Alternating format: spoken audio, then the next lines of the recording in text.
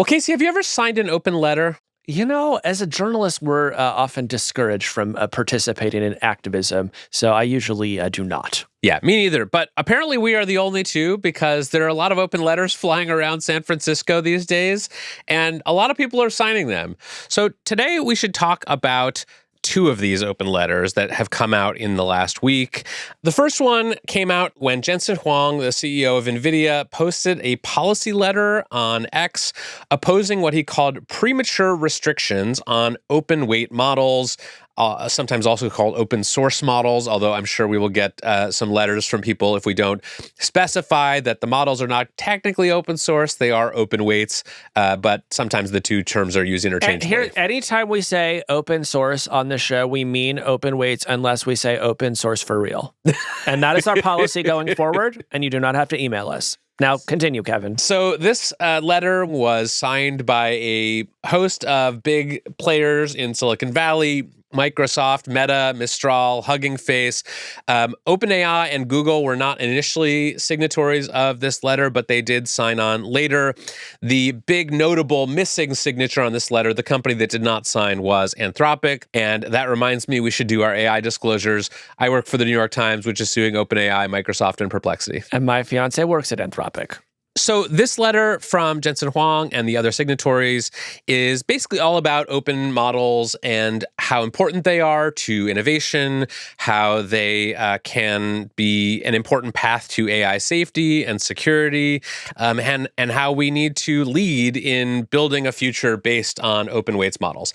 Casey, I want to know what you made of this letter, but I first want to know why you think this is happening now. Sure. Well, the basic reason is that there is a Saturday deadline that the Trump administration set for itself to put out a new voluntary framework for the release of new models. You may remember that earlier this summer, Anthropic released Claude Fable and had to unrelease it after the Trump administration freaked out because of its cybersecurity capabilities.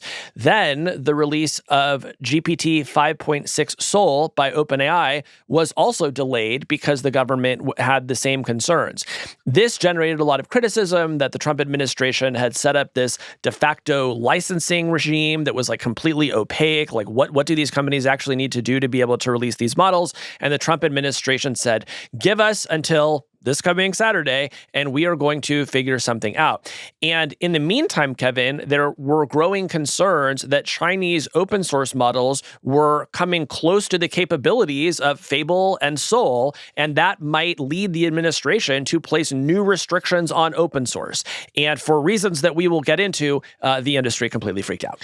Yeah, so let's get into some of those reasons. What was your basic interpretation of why Nvidia and Microsoft and Meta and all these different companies are coming out in support of open models, even though some of them, like OpenAI and Google, also produce closed source models? Sure. So, maybe bracket out OpenAI and Google for a second. For most of these companies, open source is really good for them because open source lowers the cost of intelligence, and they do not sell intelligence. If you're Nvidia, you sell chips. You want the maximum number of companies out there training models as possible. So open source is in your interest. If you are not a frontier lab, you are relying on the advances in open source models to help you improve your own models, right? And also, all of these companies are very worried about a world where only one or two companies control super intelligence and create maybe the most powerful monopoly that the business world has ever seen. So they have a lot of reasons to not want the Trump administration to restrict these open models. Yeah, I think that's true. And I think, I was sort of split when I saw this letter because on one hand, I think open source models are cool. I like to tinker with them. I have built some products using them. I like the ability to run local models on my laptop that don't require paying, per token to some AI provider or having a subscription. I do think that open source has generally been a force for good in software. at the same time, I think a lot of the companies signing these letters are trying to do what is sometimes called commoditizing your compliments. Yes. The classic Silicon Valley example that I love is when Google released Google Docs, Slides, Sheets. They did that for free to put pressure on Microsoft because Google and Microsoft compete in various ways. Microsoft has a great business selling Microsoft Office. If Google is giving away that product for free, that keeps the price of Office down and makes it harder for Microsoft to compete with Google in other areas. So that's a classic commoditize your compliment scenario. Yeah. So when I see the signatories of this letter, I see a lot of companies that maybe have ambitions of being at the AI frontier, but haven't quite done it yet. Like their models are not as good as the cutting edge models from OpenAI and Anthropic, and they don't want to have to end up in a future where they're forced to pay those companies to get access to the leading class of intelligence on the market. They want there to be a vibrant open weights ecosystem so that they can run those models much more cheaply. Yeah, put it this way. If we end up in a nightmare world where there's only one superintelligence, among the reasons that's a nightmare is it's going to be very expensive. Yes. They're not giving away that thing for free. Yeah, I mean, let me say, because I have been cynical, I think there is at least one good principled reason to defend open models if you're an American company, which is that if the United States does ban or soft ban Chinese models, that will not stop Chinese models from being created. And if they continue to improve, as we assume they will, they're probably just going to spread all over the world. And sooner or later, the entire world that is not the United States will be running on Chinese models. And this just has geopolitical implications, right? Like that could be a mechanism for China to, extend its power. And so I think there are some really sincere folks here who believe, look, it is important for there to be, open source models in general, but also like American open source models that can, compete geopolitically. Yeah, I think that's a really good point. And I think it's scrambled the debate a little bit that like all of the sort of best open source models right now are coming out of China. Like I think these are actually two separate conversations about open models and then about Chinese AI sort of progress and threats. And I think because these are sort of getting smushed together in the discourse, we have a lot of people who sort of support the idea of open models, but not China having exclusive control of them. I do think it's notable that OpenAI and Google, which both signed this letter, like they have made open source models in the past. I think it's fair to say like they're not giving that their highest effort right now, right? Like the open models that they've put out, the pace seems to have slowed. The quality does not seem to be rapidly accelerating. And the answer is because they do not want to cannibalize their own business, right? Like they have some sort of research, public mission interest in putting these models out there. But at the end of the day, that it's not buttering their bread, Kevin. Well, this is this has become the sort of default American posture on open models if you're one of the big labs, except for Anthropic, which has never released an open weights model. But the other companies that you mentioned, they don't release the weights of their most capable models. They sort of wait a generation or two until they have something that is sort of small and not too dangerous and not that capable, and then they open source that. So I think what will be interesting to see is, right now the strategy from the Chinese AI labs is very different, where they are releasing their frontier models as open weights models. And so if you're a company trying to decide which open weights models to use, you have the choice of like a decent American set of models or some really good Chinese models. It is also just very funny to me that the champions of open source software and open access to technology are some of the greatest monopolists the world has ever known. Oh, do any names come to mind? Well, like Meta signing this letter is very funny to me, right? Because this is like a company that has made all of its money through the building and distribution of closed source software products. Mark Zuckerberg, now the people's champion of democratic access to technology, has a founder class stock in that company that entitles him to permanent unilateral control of everything that company ever does. And I guess now he's become a people's champion, but I will believe that Mark Zuckerberg actually supports open source when he open sources Instagram and Facebook and the ad targeting algorithms and gives up his founder class stock. Yes, plus one to all of that. It is true that Meta mostly has championed open source models. It has this Llama family of models that it made available, open weights. But it is very funny to me that Zuckerberg put these statements out like after Meta pivoted to releasing new closed source AI models called Muse Spark. So yeah, their tune has changed on this a bunch. But if there's one thing I'm certain of here, it is that if Meta made a frontier model, it would have a completely different story about all of this. Yes, in general, advocating for open weights models is what you do after you fall behind in the AI race. And so I think that's what we see here. So that's the open weights letter, and I think we should say, like, it is a powerful group of companies that are sort of rising up to support open weights models.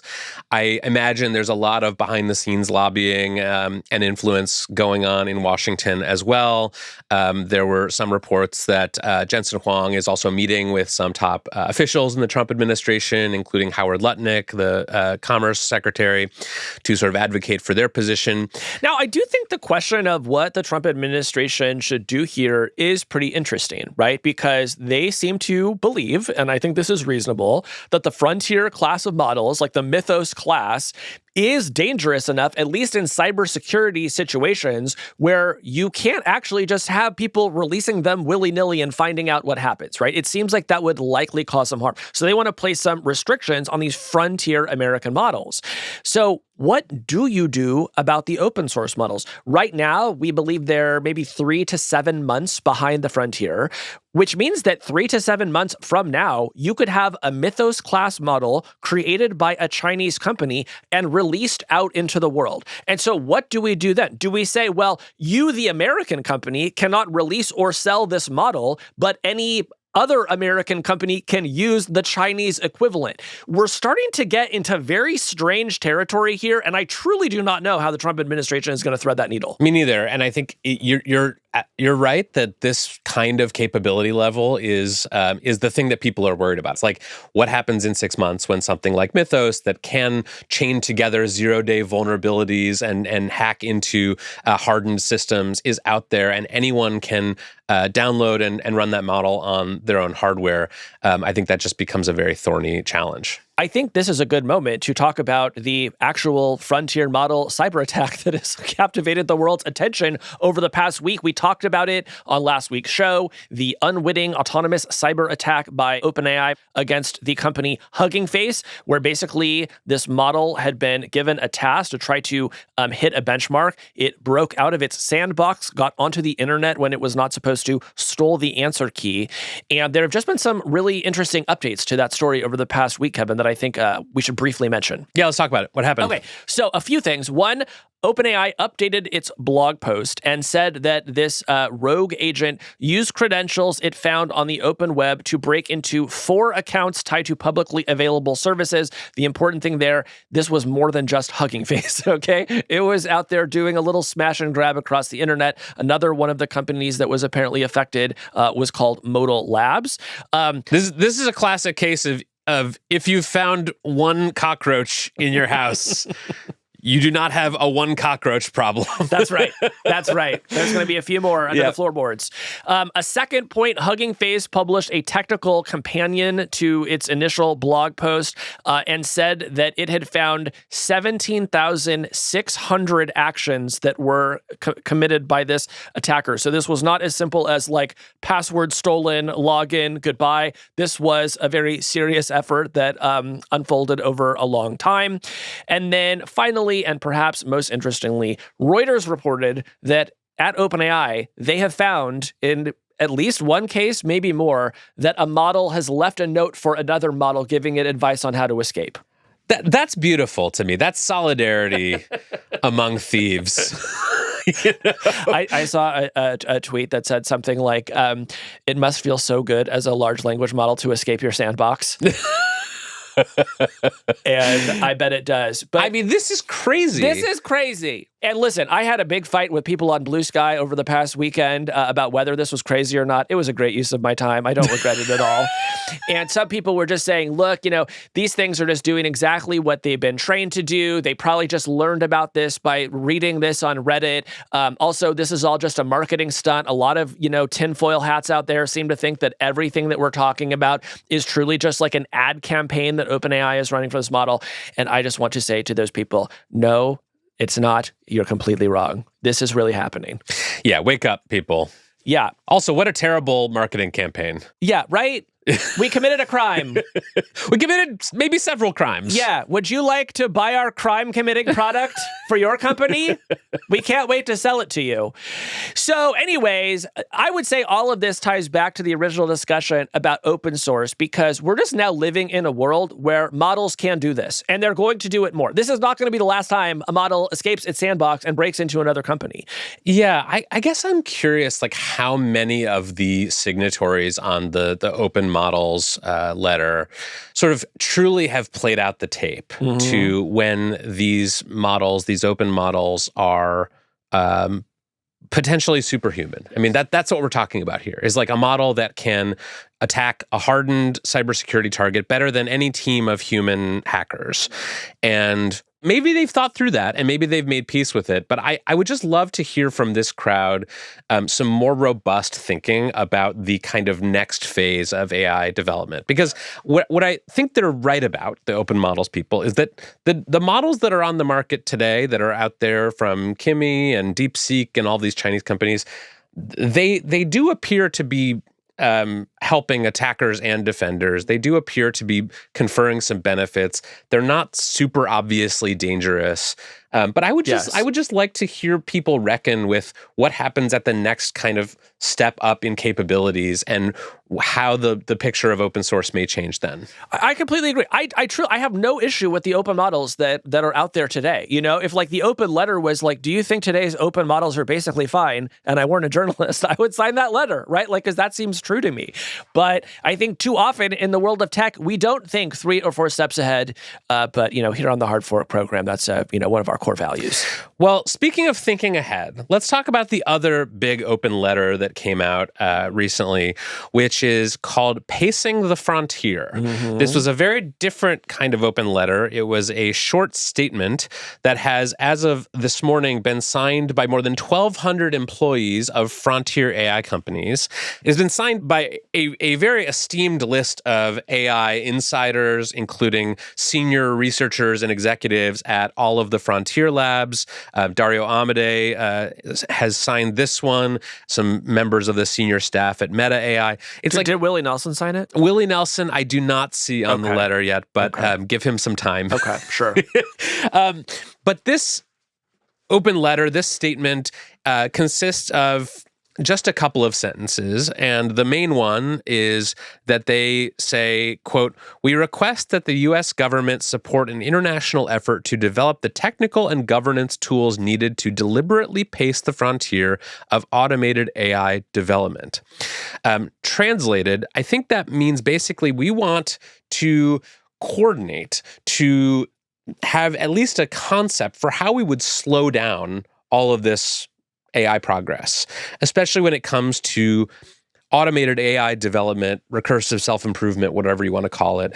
These are people who work at the labs who are saying to themselves and each other, wow, it sure feels like things are moving pretty fast these days, and we're worried about this. And if there was sort of a button that we could all push together that would just slow everyone down at the same pace, that would be a good thing for the government to create. Yes, they are trying to avoid this race condition where no one feels like they can stop. They are looking for a mechanism that can do this coordinated slowdown that says, okay, we're getting to a point where the AI may leave our control, and if we are confident that the other labs will slow down with us, we will do that. But we know that that is going to require international cooperation, some governance mechanisms that don't exist yet.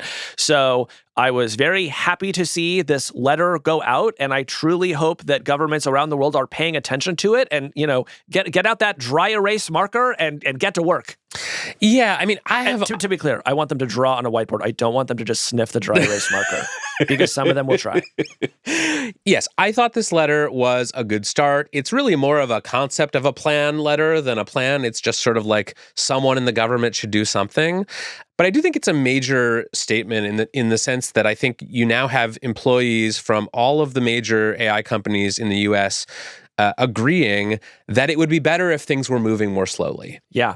And, this would be extremely difficult to do. When I have read up on approaches to it, the analogy that gets used the most often is nuclear monitoring, which might require building special kinds of hardware, like chips that phoned home, like back to some, monitor, so that you knew where they were, or like chips that refuse certain kinds of workloads. So we truly do not have the technology at this point to do any of this. We could build it, but doing so is going to require some time, and time is beginning to run short. Yeah, I'm curious what you think of the notable absence on this letter of any of the Chinese AI labs, because it seems to me like this is the sort of missing piece here is like all of the US and the Western AI labs could agree to hold hands and just slow down for a while. But if China is still accelerating, it seems like there's not going to be much net impact on the safety of the world at large. My sense, and I'm far from a China expert, I know only what I read, but, Chairman Xi Jinping gave a speech within the past few weeks about open source AI in which he doubled down on it and was basically saying, like, we're going to, keep at this. This is our approach. We think it is good for the world. And what I took from those remarks is this man, I don't even like using this term, but unfortunately, this is the best one I have here. This man is not AGI pilled. This man does not see what is coming. He does not understand how good these models are going to be. This may be a case of a person who is using models that are 3 to 7 months behind the frontier, right? He's using basically the equivalent of like Opus 4.6, and it's pretty good, but it hasn't put the fear of God into him yet. And my suspicion is sometime within the next 3 to 7 months, he is going to get the fear of God put into him. And the same thing is going to happen to him that happened to the Trump administration, which you may recall was also all gas, no brakes, until very recently when they saw a few things and they said, we're going to need a different approach here. So the same thing is going to happen to China. It is only a matter of time. Well, I did see that after this open letter was signed by so many researchers, Daniel Cocatello, former Hard Fork guest, author of AI 2027, updated his probability estimates of doom attached to his scenarios, where he gives slightly higher weight to better outcomes and slightly lower the likelihood of a race to ASI has declined by 10% in his estimation. Okay.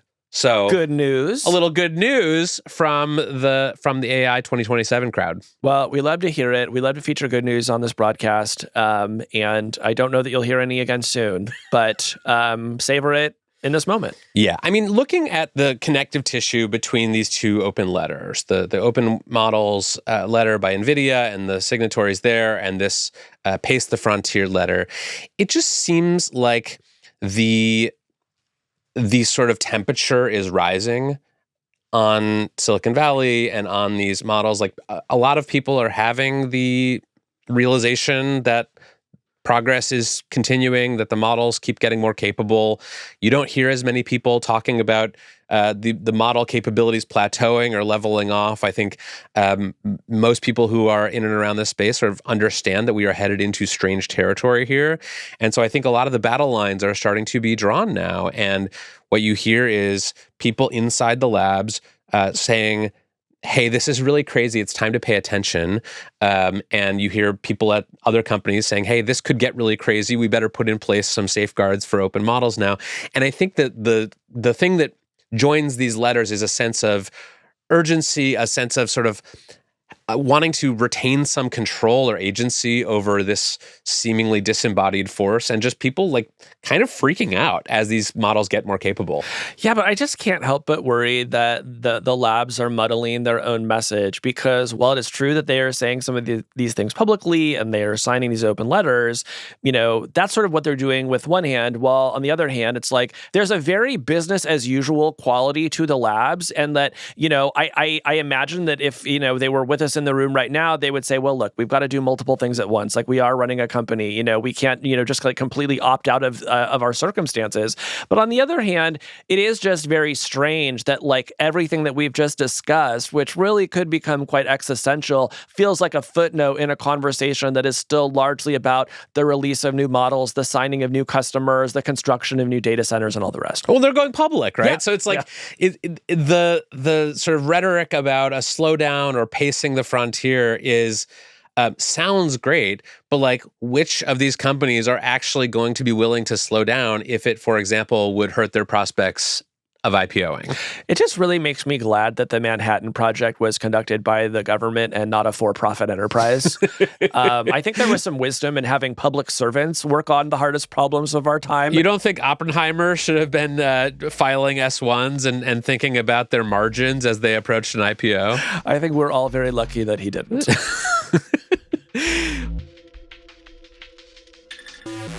Kevin, have you ever wanted to walk out on your job? No, I'm a good worker.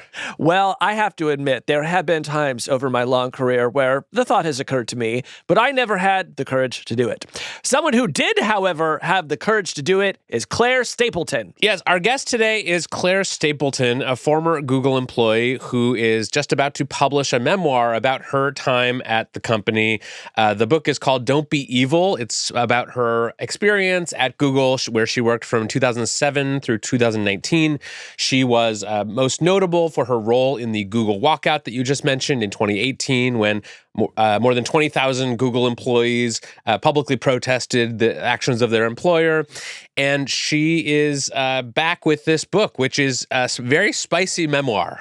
Yeah, it's a kind of coming-of-age story about somebody who comes into Silicon Valley very idealistic and shares the idealism of her employer, but over time witnesses a bunch of things that changes her relationship, not just to the company, but to big tech in general. And I think left her with a lot of questions about what is possible to within a company like this. Yeah, so I read the book on the plane yesterday. It is very fun. It's very well written. She's a great writer. She was actually like known as the voice of Google internally. She wrote a lot of these sort of internal communications that would tell people, here's this event that's going on, or she would sort of bring her voice into the company's official communications to its own employees.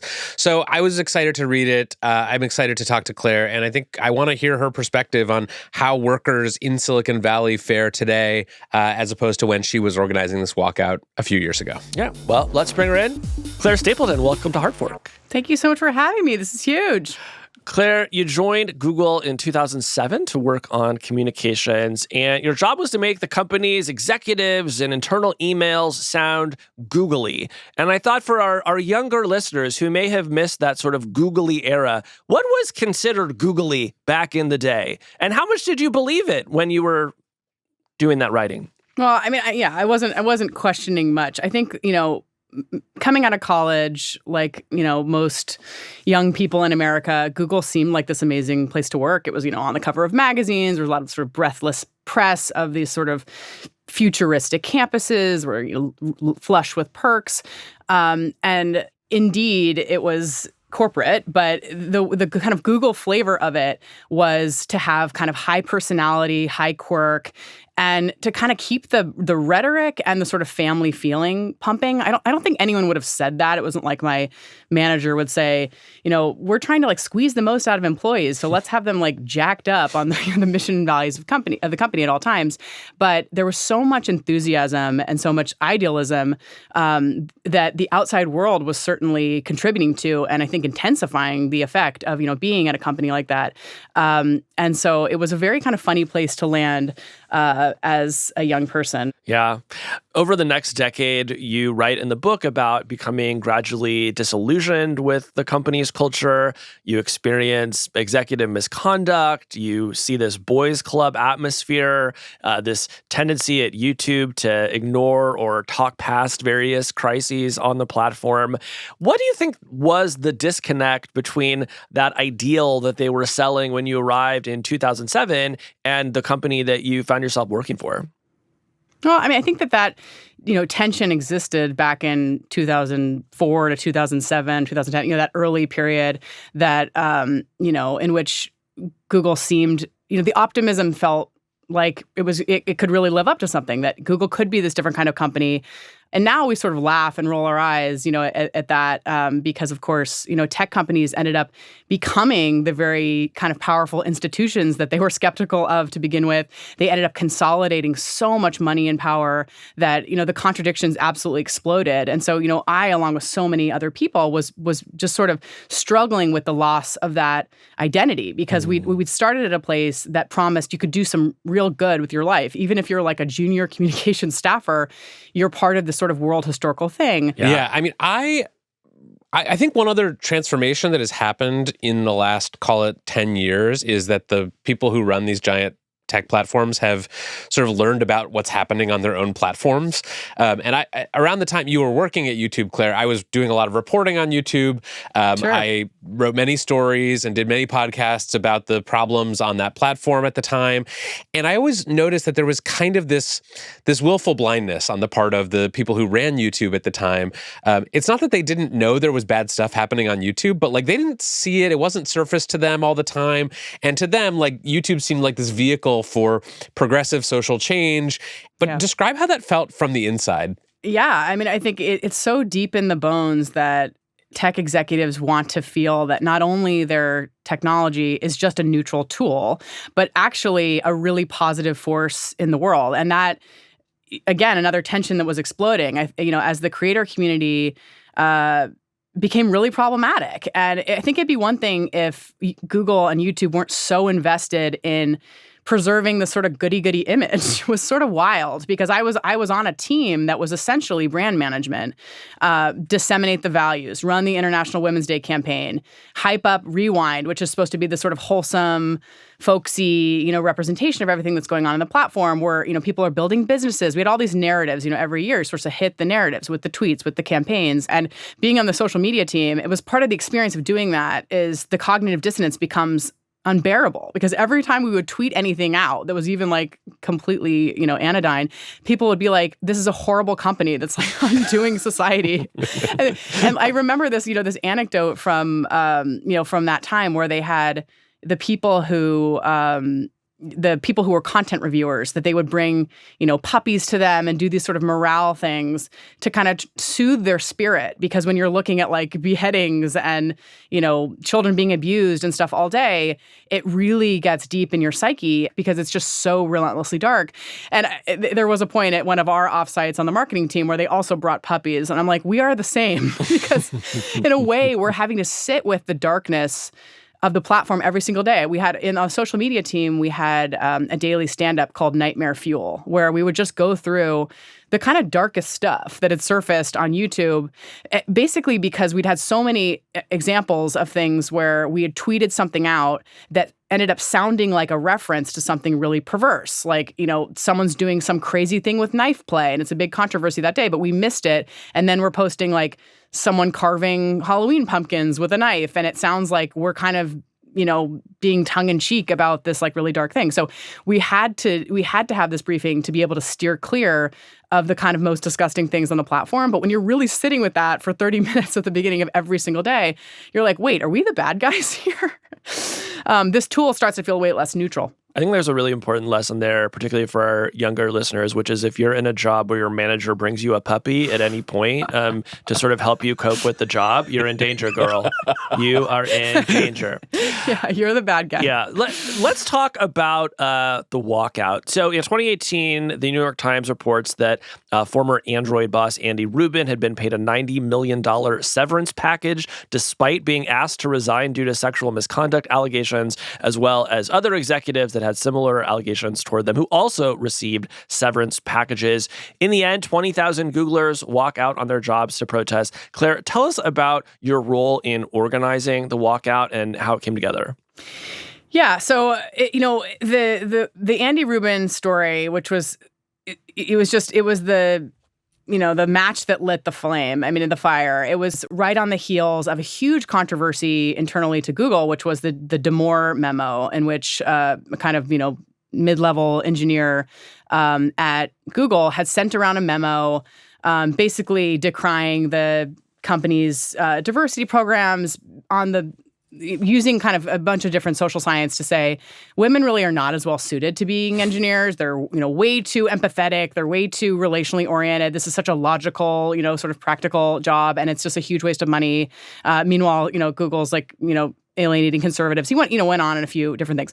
So the Rubin story came out, and I was following this. It was a mom's email group called Expecting a New Moms, and it was a very, very active group. A lot of female engineers just talking about parenting or whatever related to mom life at the workplace. And the Rubin news hit that email group incredibly hard. I think that women started to share stories, and I was just following it, and I was fascinated by it because you sort of had heard, hear a lot about startup culture and brotopia and the kind of founding of Silicon Valley as being sort of inherently sexist. But I was genuinely surprised at the force and weight of a lot of these stories where women had felt that they had suffered, all sorts of different kind of microaggressions and aggressions, a lot of people struggling with coming back from maternity leave. And it was a bit like, what happened to the so-called company of the future, progressive workplace where people feel like all their projects are given away after they're, coming back from maternity leave and that sort of thing. So I was not at all involved in what was an already brewing, simmering organizing community at Google, which had formed around Maven and Dragonfly, two much more kind of technology-focused issues where people were organizing to stop Google from, in the case of Maven, a government contract in which Google technology be used for, as weapons of war. So I basically was reading these, all these women's stories and thinking I used to sit at the side of the stage for TGIF every single week. And that's the weekly all hands at Google where you would get to ask questions of the executives. TGIF was this sort of hallmark of the culture because it was sort of inviting tough questions and dissent. And it was an incredibly effective vehicle for normative control, basically, or organizational control, because you could kind of absorb the dissent. And there's so much admiration and love and, generosity in workers' view of Larry and Sergey and the other executives that, nothing really survived. No controversies would really survive past, maybe one or two TGIFs. But I just felt like, okay, sure, bring it all to TGIF and, see what happens. And the TGIF that very day, I think the story broke on a Thursday and they were running TGIFs on Thursday in that time. No, TGIF no longer exists.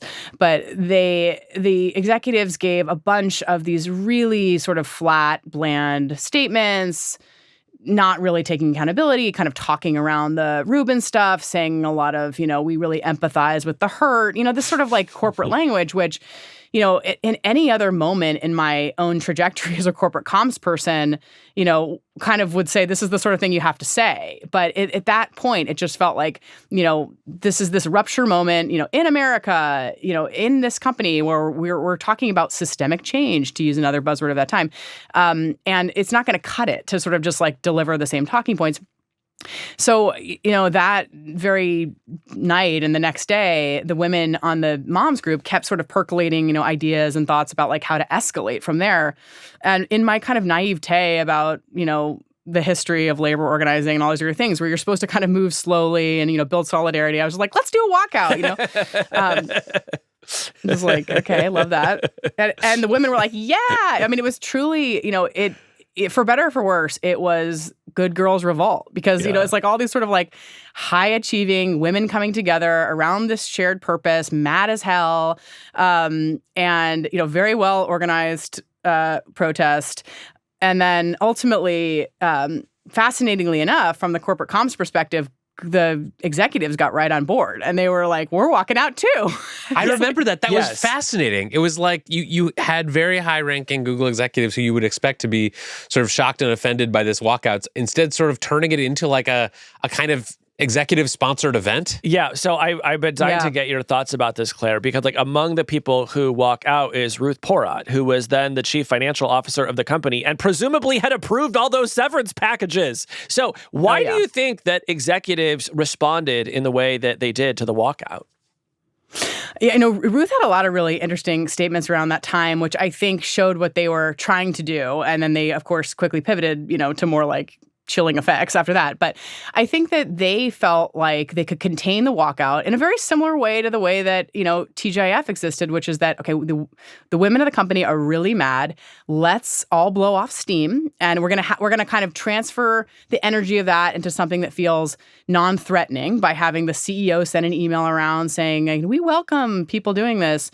But what she said at the time was, she went to a conference, I think, the next week, and she said, this is, we have Googlers doing what Googlers do well, which is, kind of thinking big about problems. And if we can solve self-driving cars, like, why can't we solve this? Kind of referring to sexual harassment, I guess, which is like, okay, great. Like, let us know. Like, why can't we solve sexual harassment then? It's like plenty of opportunity there with your own power, institutional power. Yeah, like but for I think example, one thing you could do is you could not pay $90 million to people who are credibly accused of sexual harassment, and maybe in some small way that would strike a blow against sexual harassment. Right. I'm just spitballing over here, Kevin. I mean, at one point they were trying to invite the walkout organizers in to have a meeting with, there was some ssort of power center, with Susan and Ruth and Jen Fitzpatrick and some other people. And they were like, we really want to, it was before the walkout, and they were trying to get, they said they wanted, the stated purpose was that they wanted to get the organizers' feedback on, how to avoid the situation. And I'm like, avoid what situation? Again, you're the people who are signing off on these obscene pay packages, and you know where the rot is. We don't even know where all the rot is. Mm-hmm. Our feedback is not what you need here. And of course, people like Meredith Whittaker, who were kind of had much more of their eyes open to how fundamentally existentially threatening this organizing was, and would continue to be in the minds of executives. But she was like, of course, what they're going to try to do is defang our leadership, because you have tremendous personal power and also institutional power being someone like that who sits at the top ranks of a company like Google. And how could we not be drawn in, or something by that? So anyway, we didn't do the meeting, and they certainly weren't interested in hearing our feedback after that. The relationship between tech workers and their employers has dramatically changed in the years since the walkout. I've heard Google executives and executives at other tech companies sort of lament those years where workers were walking out and expressing solidarity as sort of the time when the inmates were running the asylum. Now there is sort of this sense that you are lucky to have a job at one of these companies, and the company does not have to care what you think anymore, with one specific exception of like Frontier AI lab employees, who we can talk about in a bit. But I'm curious, like, how that shift has felt for you as someone who I think created one of the high watermarks of worker empowerment in Silicon Valley. Yeah, I mean, it could never have happened without all that Google did to create psychological safety, right? I mean, they had these kind of interesting, data science, organizational psychology PhDs at the company studying, what makes teams thrive, what makes people sort of, give the most, of their kind of creativity and entrepreneurial spirit and stick around, all these other things. And a lot of that was about worker voice and, feeling like you have a stake in the company, feeling like you can express yourself, feeling free from harm or whatever, right? I mean, Larry Page talked about this kind of stuff all the time. It's like why we set the company up this way is so it will be successful. And that's what kind of shocked me the most, is that this sort of like, oh no, we actually don't care. You're competing. Your job could easily go to AI. We don't care about humans at all anymore. Our company doesn't really need you. And so you should be, grateful, deferential. I think that the cost of that disillusionment is so much bigger than what the top executives are willing to face, because they'd rather have a well-managed kind of obedient workforce. I think that's all the layoffs and all those other things where people, of course, aren't as willing to, step out of line and, speak up and challenge authority. This week, we saw an open letter from more than 1,000 employees of the Frontier AI Labs, asking the government to help pace AI development, including some of the leaders of these AI labs. I'm very curious what you made of that, because to me, that felt like, oh, maybe this is a kind of resurgence of tech worker activism, or people realizing, oh, wait, we have leverage. We're very in demand. We are going to use that leverage to try to push through some policy agenda that we have. Was that heartening for you? Did you feel like that was kind of a nothing burger? Like, what did you make of that letter? No, I think any time when people are banding together and like putting their name on something and feeling really passionately about it, it's great. And I'm waiting by the phones. I truly think that like tech activism is going to swing back around again, because you have this sort of disaffected workforce. You have very, very challenging public opinion about AI. The kids walking out of Sundar Pichai's Stanford commencement speech was huge. I mean, I think the young people and their hatred of sort of intrinsic, not hatred, but mistrust of AI, and the sort of the kind of broader, societal consciousness raising that, whatever big tech said it was going to be, it's become this massive consolidation of data, power, money, resources, and we're back to like not trusting the corporations are going to have anyone's best interest in mind. And, I think all those conditions are very fruitful, if people feel like they're willing to risk. That's always the hardest part is are people willing to risk their jobs? Because, however, Google was going to respond, however any company might say they're going to respond, companies don't like work. They don't like sharing power. They don't like, people organizing for power, subverting, their authority, no matter how, kumbaya and open, collaborative the culture might be stated on paper. So I think it's, there's definitely some ripe conditions for the resurgence of tech worker activism, but certainly the promise of that particular moment of the walkout, way faster than I could have ever imagined. It shifted, drained, momentum slowed to a crawl.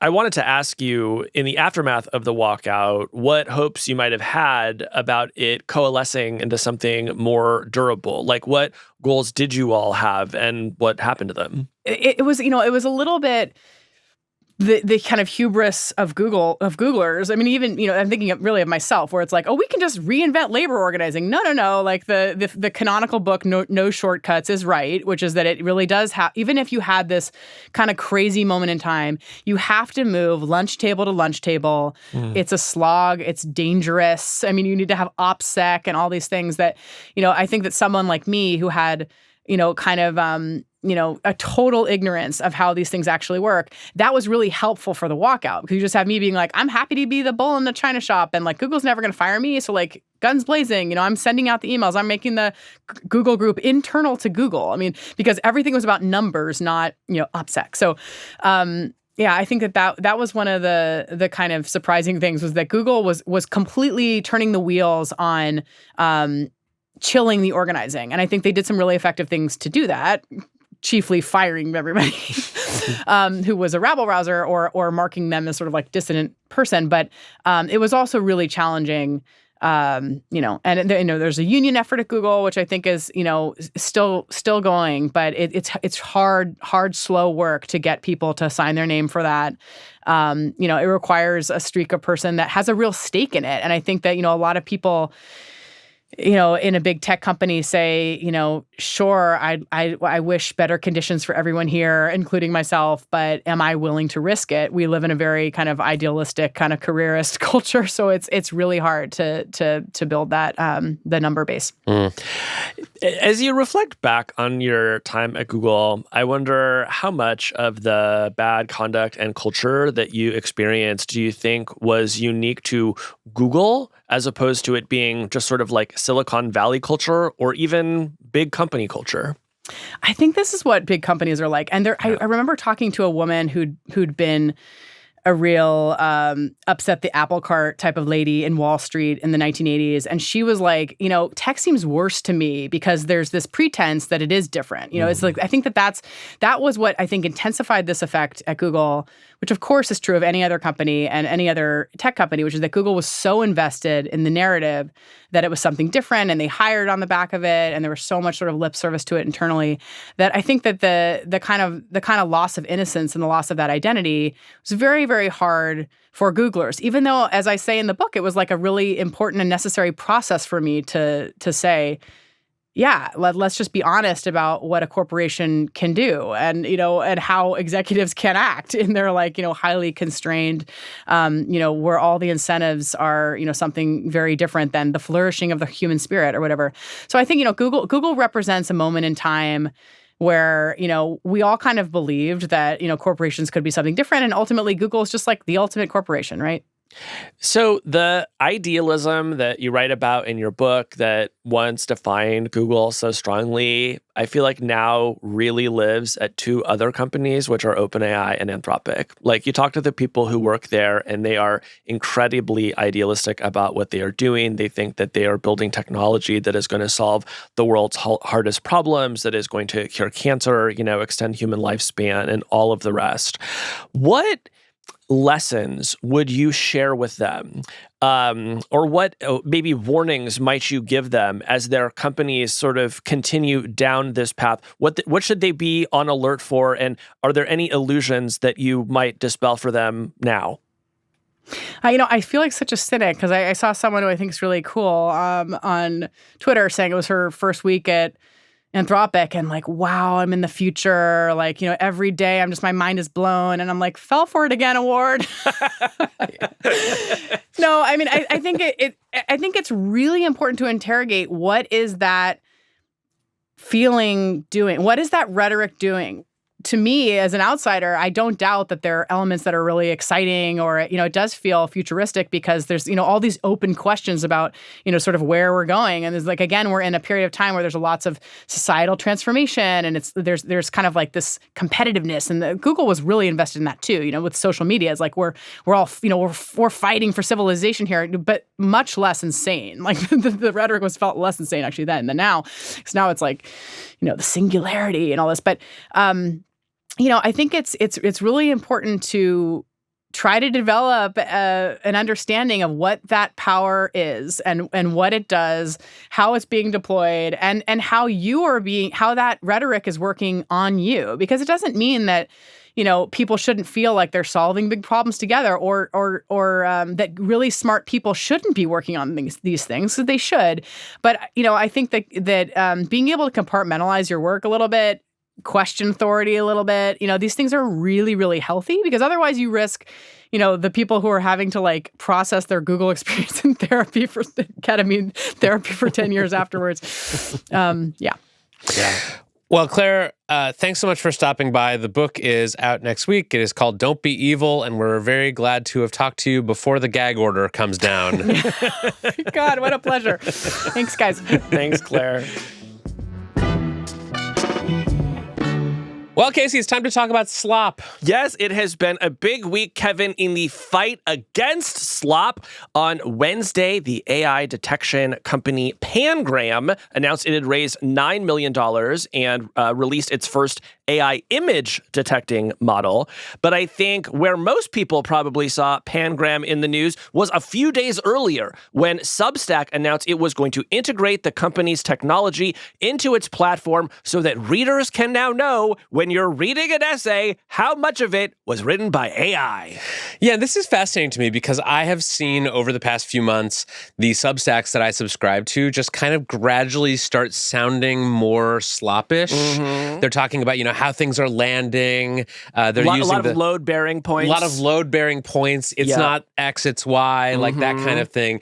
And so Substack has apparently noticed this too and is now giving readers the option to click a little button to just run an automatic AI detector inside whatever post, whatever Substack newsletter they are reading. Yes, and it is a quite expansive feature. It includes not just posts, but comments, replies, notes, which is their little social networking feature that they have. Anything on Substack that is longer than 100 words, you can now run this scanner on.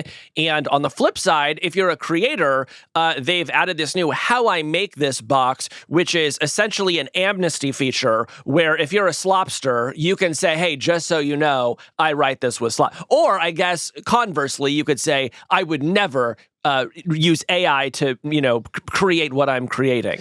Yeah, I thought this was really interesting. The CEO of Substack, Chris Best, posted about this. He called this Claude phishing, basically people misleading their readers about whether they're using AI or not, how much they're using AI to write their newsletters. And credit where it's due. I think that is a good and catchy phrase. It is. And I think that will catch on. The reason I think it is a good phrase is because it is obviously a play on catfishing, and catfishing is kind of a deception. Right? It's like, I'm sending you this picture of me, but I don't really look like this. And Claude is saying, like, I'm making it seem as if I wrote this when, in fact, this is the output of an LLM. Yeah, I'm curious to hear your thoughts on this as a professional newsletter guy and Substack critic, what you make of this. But I should say, like, on the face of it, I have no problem with this. Yeah. I have not done one of these Substack disclaimers, but in my book, I have a whole preface that sort of talks about how I did and did not use AI writing the book. So I didn't use it to write the words, but I did use it for research and all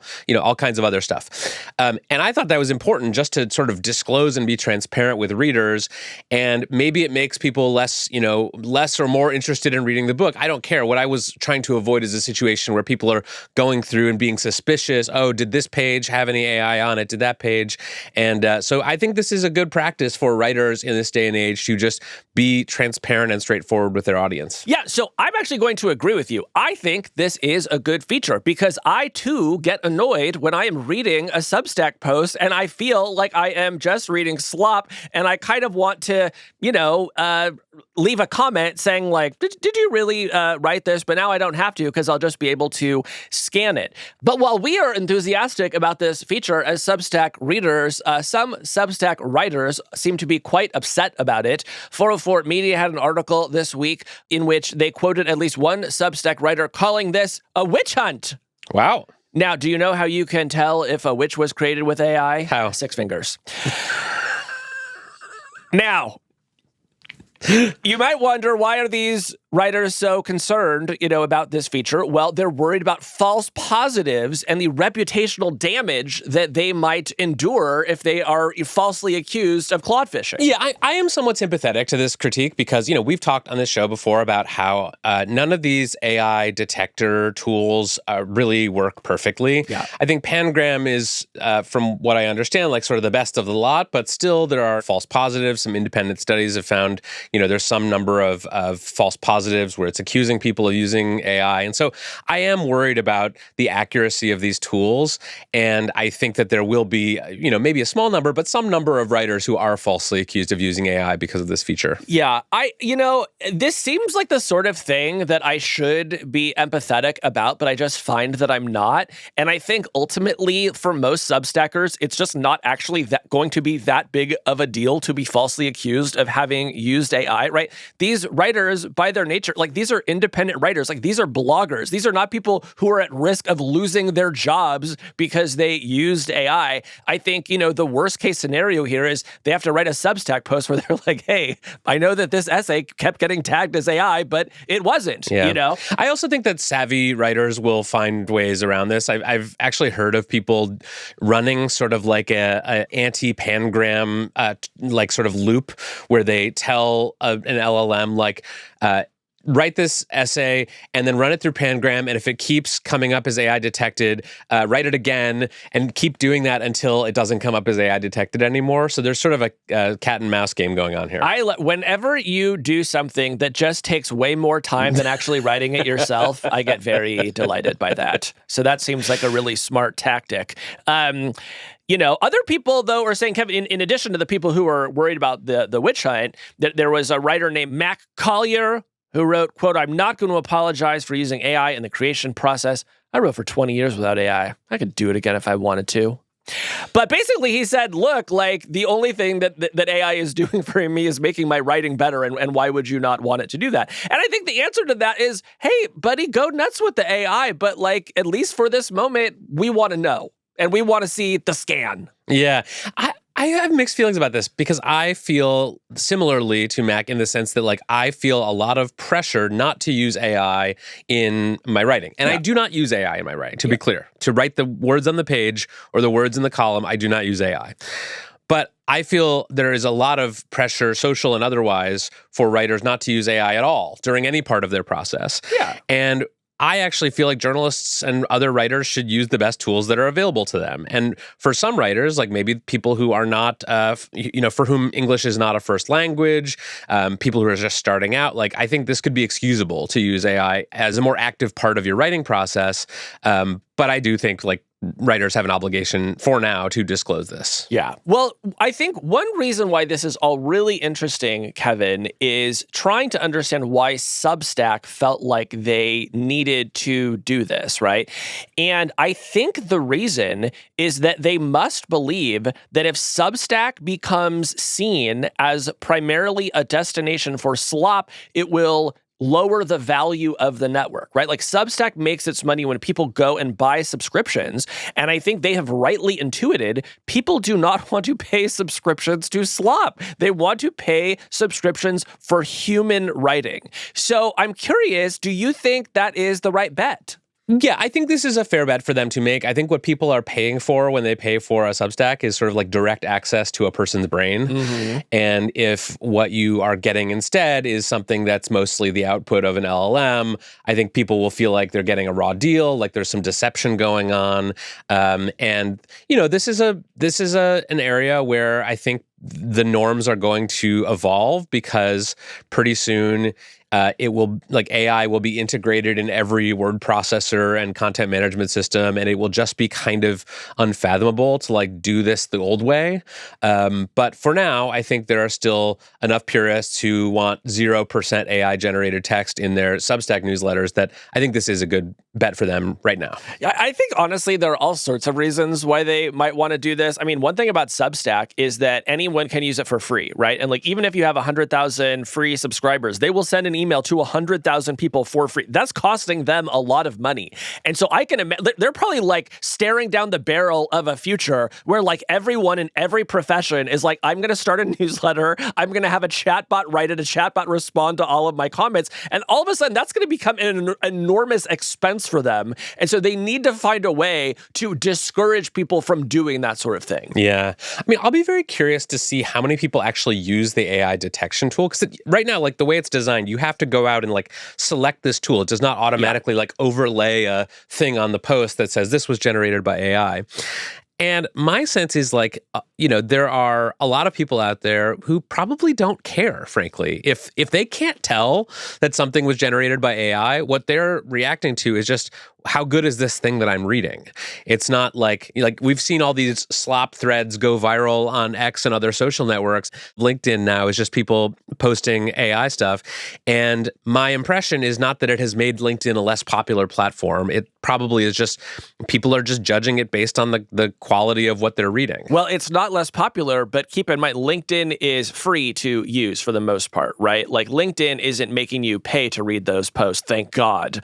But Substack is, and so I just think it's different. I will say, when this news was announced, I heard a terrible scream come out of Sand Hill Road down in Silicon Valley as every venture capitalist realized that they could no longer outsource their incessant thought leadership posts about the economy to Claude anymore, Kevin. Well, they've been employing human ghostwriters for years to write their tweets and blog posts. So, and they should do it again. So we need to keep those jobs afloat. Now, another interesting dimension of this, and of course this was particularly delicious to me, Kevin, as somebody who dramatically left Substack a few years back because of the Nazis that were on the platform that the company declined to remove. In this one moment, Substack has told us that on some level, they find AI-generated writing more offensive than Nazi content. Yes, I think that is one very ungenerous way of interpreting this. I think it is also like a threat to their business in a way that maybe Nazi content is not. Yeah. It turns out no one actually cares if there's Nazis on your platform. Well, just you. Yeah. It's basically you. It was you, me. you and like 3 other people. That's right. And that's it. But a lot of people do care if their feeds are full of slop. Here's what people don't realize here in 2026. Nazis used to be very controversial. I would even go so far as to say they were a sort of hated group. But things have changed a lot. And now what we hate is AI. Yeah. One more point that I would just make about all of this, and I think this is instructive to everyone on Substack, even if you support this change. This was a really great reminder, I think, and wake-up call that Substack is a platform. And Substack is going to do the things that are best for Substack. And so if you like this particular change, great. But if you don't like it, well, guess what? You're on a platform. The terms can change on you at any time, and they may not be in your favor. So, yeah. Have you checked any of the Substacks that you subscribe to using this new AI detection feature? You know what? I haven't yet. I'm waiting for the next time like a VC blog post starts making the rounds to see if I can bust them. Let's try it now on, Should we try one something. now? Yeah, what should we check? I went to a blog about AI agents on Substack, which I just assumed, was probably generated by AI. And they've disabled the AI detection. So that's an important thing to point out. As a writer, you can disable AI detection on your blog, but at that point, you might as well just put a big red banner at the top of your website that reads slop. Yeah. Yeah. Yeah. In conclusion, I hope that landed well with you. It landed cleanly. That was a load-bearing Load-bearing segment. insights. Load-bearing insights here on the Hard Fork Show.